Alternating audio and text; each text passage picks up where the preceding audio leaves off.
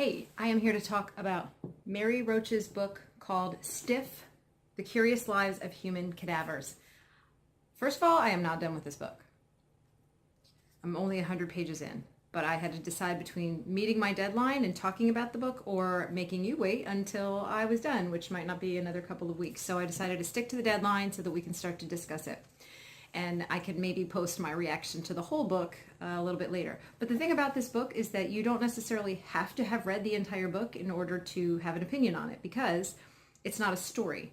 At least, I haven't finished it, so I can't really say with any authority whether you have to have the whole book finished. But I've realized after reading a couple of the chapters that you really could sort of flip through it and pick individual sections to read. Because what Mary Roach does is she basically takes this idea of the human body, the dead human body, and just explores how pretty much every angle you can look at in terms of how we interact with it as a society, how science uses it, also the science of the human body. There's a whole section that I've read. I've now read the section on decay, which was disgusting in a good way. I've read a section on dissection, medical dissection of human cadavers.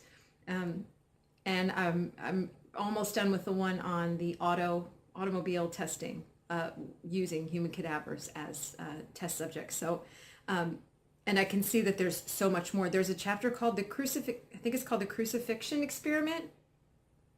That sounds really interesting. So the couple of things I would like to say about this. First of all, this definitely is not what I would call a YA book, a young adult book. This was the last pick for our young adult series this summer. And that's because a lot of people recommended it and voted for it. But I think this would definitely qualify as a book for adults that would also be good for lots of teenagers. Because there is some stuff in here that could be considered, there may be a couple of sexual references. If you live in a conservative community or you're just not sure how parents might react and you teach younger kids, I'd say, grades 10 and 9 and younger, middle school, you should probably read it first before you make it available to all your students. But it's such an amazing example of expository or informational writing, because Mary Roach takes a topic that is already interesting, but she just makes it so interesting, and she's so freaking funny. She's just really funny in such a dry way. I read so many sentences twice because they were so genius that I was just like, I just needed to stop and appreciate how hilarious it was. So, and I might find some, because I underlined quite a few places because I just thought she was just, the way she puts things is so funny. I would love to meet her, except that I would probably be such a fangirl that I would dork it up. I'm not going to waste your time looking. Maybe I'll put some in here. But so I could see using this as a mentor text. I could see using this if I was teaching informational writing and even pulling sections out just to show how you can execute a sentence where you're delivering information and also making it relevant to the reader, and also somehow putting a little twist on it so that it's funny too, which is just such a skill for a writer to have. The fact that she can talk about all this stuff that's fairly scientific, put it in language that is easy to understand, you don't feel like you're reading a textbook at all, and you're kind of cracking up the whole time too. And yet, and this is something she's really complimented on, at no point did I ever feel like she was like really disrespecting this idea of the human body, or treating it as if these are not actual, human lives where these were once people walking around and living full lives. It's a fine line to walk, and she manages to walk it. So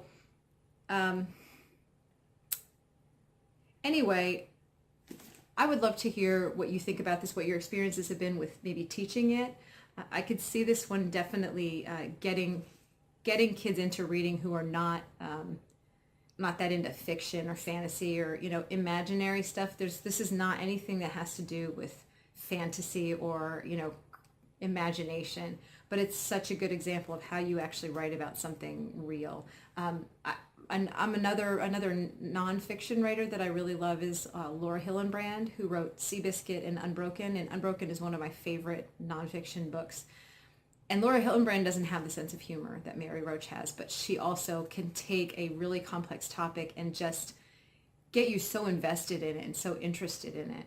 And this, I mean, this is not a story. That's one of the reasons it's taken me a while, because it's not a page turner where you're waiting to see what's going to happen next. And that's one of the reasons it's taken me a while, because it's not like I grab it at any chance I get to finish, to see what's going to happen next. And if you assign this to your students, you may find that that happens to them, that they're not just grabbing it constantly to see what happens next. But I don't know. It's a very unique book. I would love to see what you think about it. So please add your comments. And this concludes our summer study of young adult books, or books that are maybe good for young adults.